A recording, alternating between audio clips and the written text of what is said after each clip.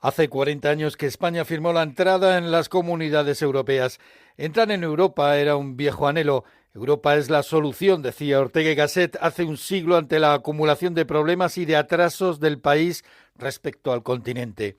En estos 40 años, España ha avanzado más que en los 2 siglos anteriores. Los fondos comunitarios han financiado buena parte del desarrollo ferroviario del país, de las autopistas, las ampliaciones de puertos y también de aeropuertos. Pero no todo ha sido un camino de rosas. España no ha conseguido aún alcanzar la media europea en PIB per cápita y seguimos liderando lamentablemente con reiteración la tasa de desempleo.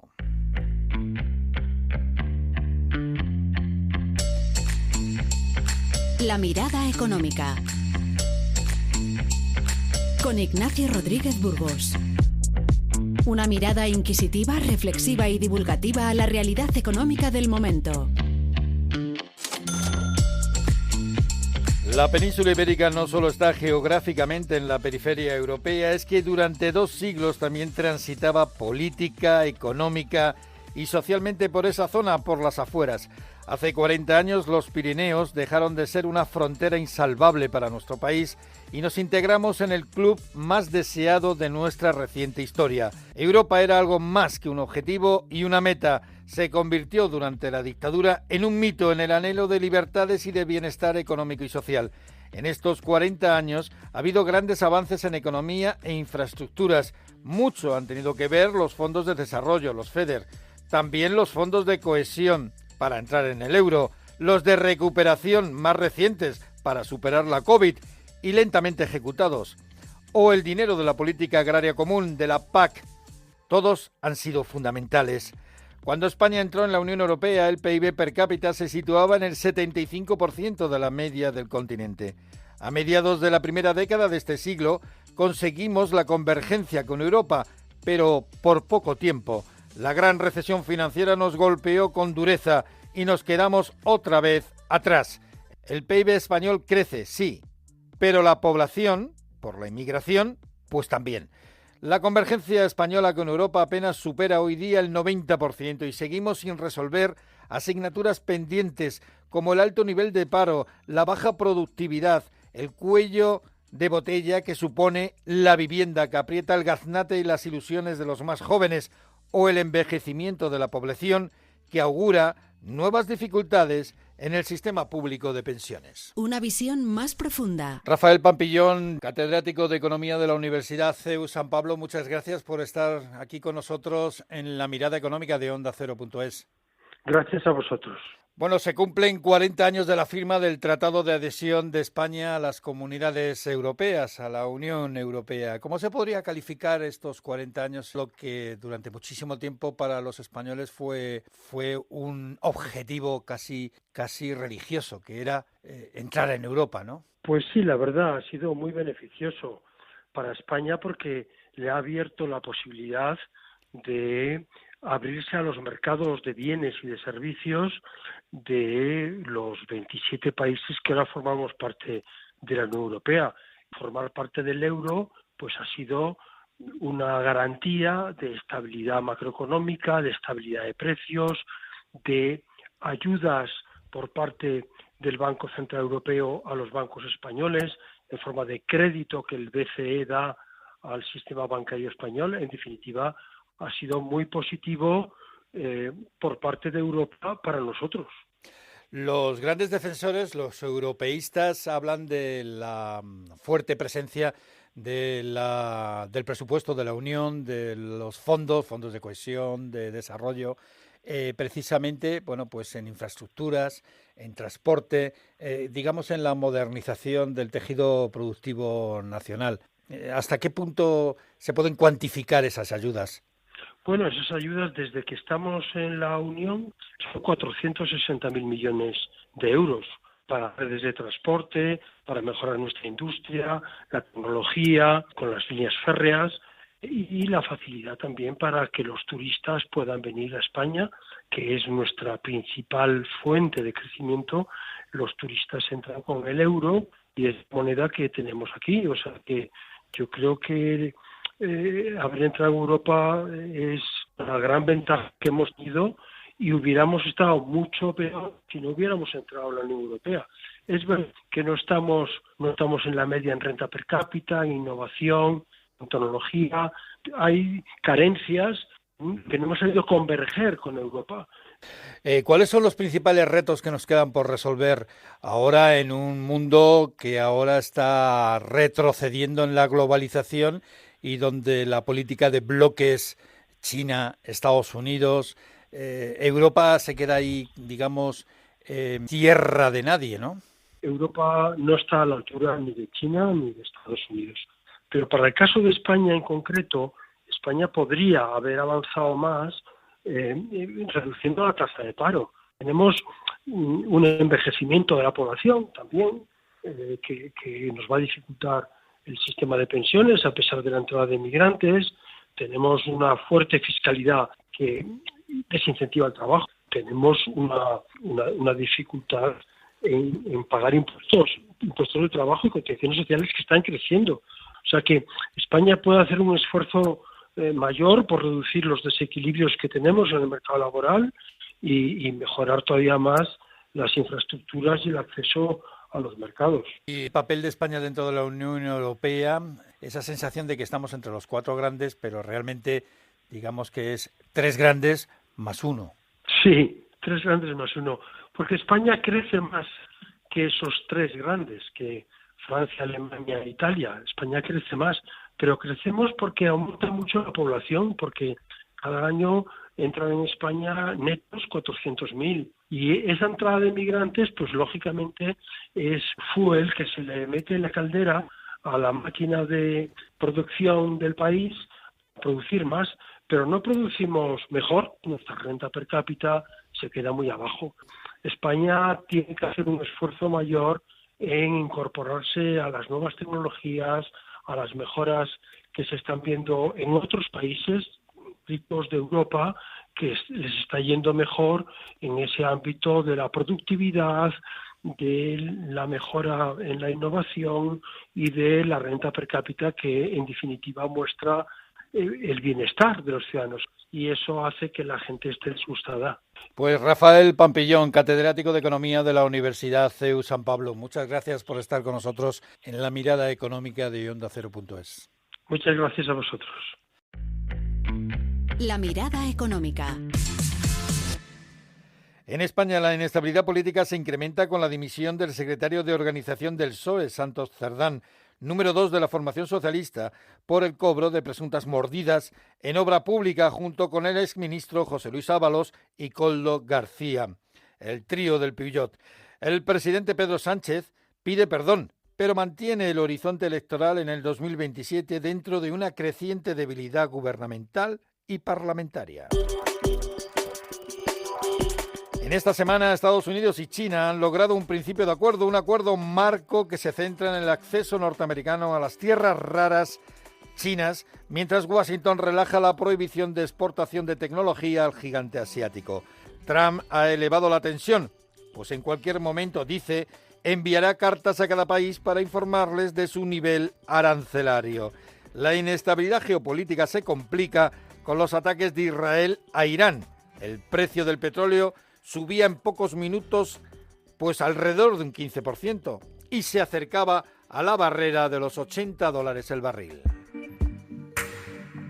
Esta inestabilidad política, tanto externa como interna, tiene reflejo en las previsiones económicas. BBVA Research se apunta al recorte con sus estimaciones sobre el PIB español. Dice que avanzará 3 décimas menos de lo previsto, al 2,5%.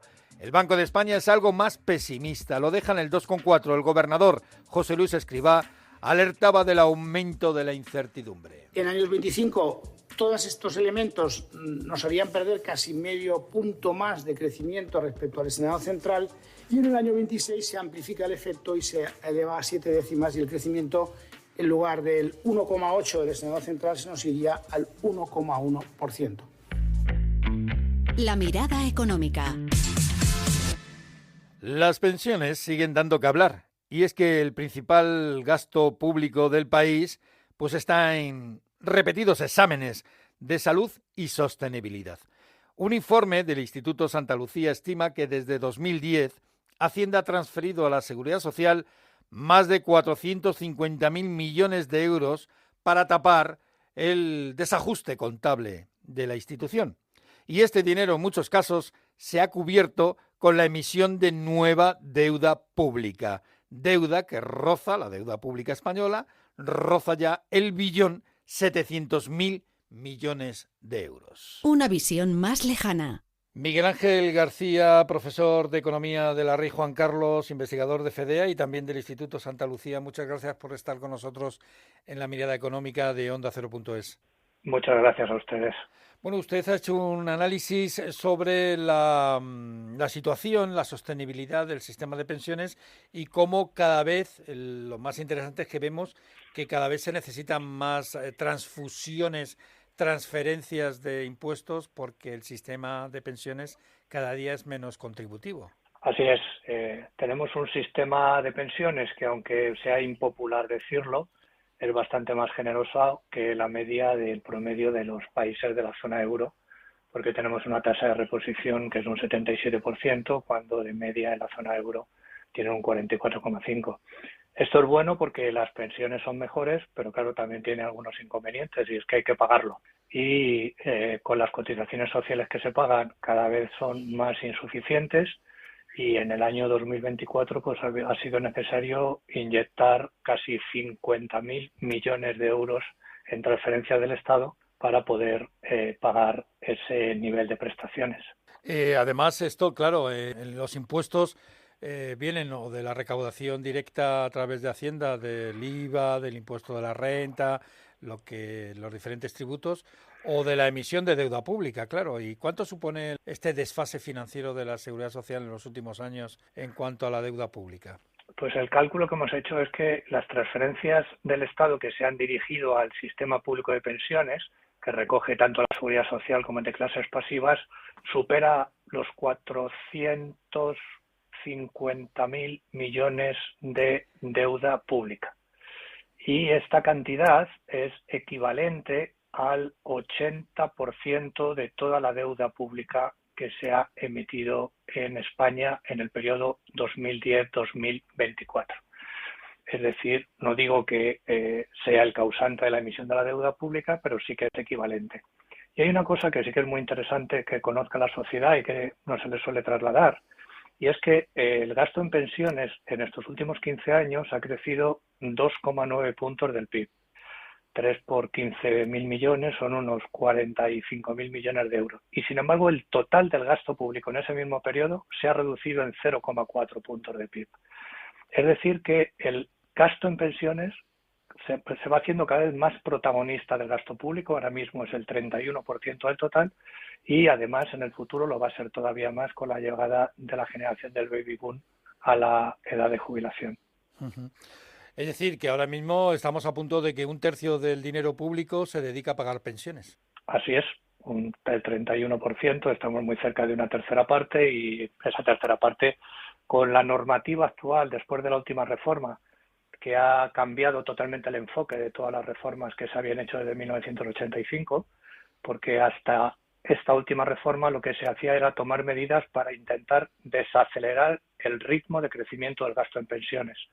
Y sin embargo, con la última reforma lo que ha hecho es decir, bueno, lo que cueste mantener esta elevada tasa de reposición para calcular la cuantía inicial. Además, los vamos a actualizar con el IPC, sea cual sea el IPC, como hemos visto en el año 23, un crecimiento del 8,5%, cuando el resto de la población pues nos hemos tenido que conformar con un 2,5% en el mejor de los casos, y buscaremos los ingresos necesarios para pagarlo.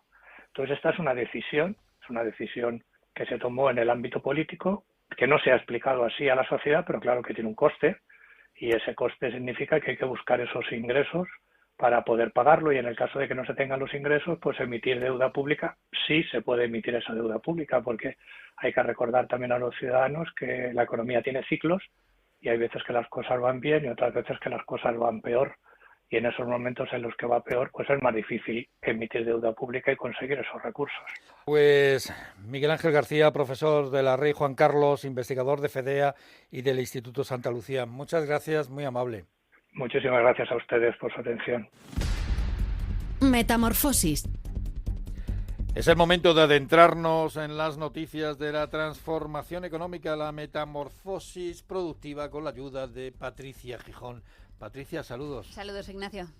El Gobierno rechaza la primera propuesta de las compañías eléctricas para alargar la vida de las nucleares. Iberdrola, Endesa y Naturgy habían presentado al Gobierno una propuesta para ampliar los trabajos de Almaraz hasta 2030, pero el Gobierno la ha rechazado en apenas unas horas. Subraya que esta declaración de intenciones de las energéticas no cumple con las 3 líneas rojas establecidas, la de seguridad, garantía de suministro y que no suponga un mayor coste para los ciudadanos. La fecha límite para la renovación acaba en marzo del año que viene, si se quiere garantizar la continuidad de las centrales. Está por ver ahora, Ignacio, si las energéticas lanzarán una nueva propuesta. Bueno, estamos pendientes de ese toma y daca energético nuclear. Los coches autónomos más cerca de convertirse en realidad en Europa. Pues el Reino Unido es el que va a empezar a introducir el año que viene en sus calles un número reducido, eso sí, de taxis totalmente autónomos para evitar quedarse atrás frente a Estados Unidos o China. Serían las primeras pruebas y se realizarían en ubicaciones limitadas para ver su viabilidad. Los coches autónomos podrían crear 38.000 empleos y una inyección de 42.000 millones de libras a la economía británica en 2035. Inteligencia artificial para mejorar las predicciones atmosféricas. Google, DeepMind y Google Research han creado un nuevo modelo experimental de inteligencia artificial que puede predecir con precisión la formación, la trayectoria y el tamaño de un ciclón. Pueden generar hasta 50 escenarios posibles con hasta 15 días de anticipación. Más noticias sobre la metamorfosis económica en ondacero.es. La mirada económica, un podcast de Onda Cero. Es todo. Muchas gracias por estar con nosotros una semana más en La mirada económica de ondacero.es. Un abrazo.